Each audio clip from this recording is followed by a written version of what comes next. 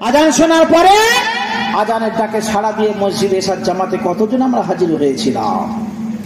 যদি হয়ে থাকি বুঝতে হবে আল্লাহর ভয় আমার অন্তরে আছে, যদি না হয়ে থাকি বুঝতে হবে আল্লাহর ভয় আমার অন্তরে নাই। আচ্ছা, আজানটা কার জন্য দেয় বলুন তো?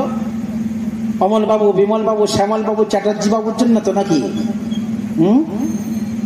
আজান তো মুসলমানের জন্য দেয়। আব্দুর রহমান, আব্দুল সত্তার, আব্দুল খালেক, আব্দুল মালিক, আব্দুল জব্বার, তাদের জন্যই আজান দেওয়া হয়। কিছু সংখ্যক মুসলমান ভেবে রেখেছে আজানটা এই জন্যই দেওয়া হয়, আজান দিলে শয়তান পালিয়ে যায়, তাই জন্য আজান দেয়।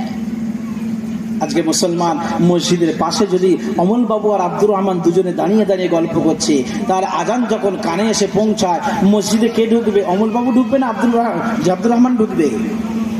দুজনই পাশ থেকে চলে যাচ্ছে। তার মানে এ থেকে সে পরিচয় দিচ্ছে, বোঝাতে চাইছে আজান দিলে শুধু শয়তান একলা পালায় না, আমি আব্দুর রহমান আমিও পালাই। এরকম মুসলমান আছে না নাই? হ্যাঁ, নস্কুরপুরে মনে হয় নাই।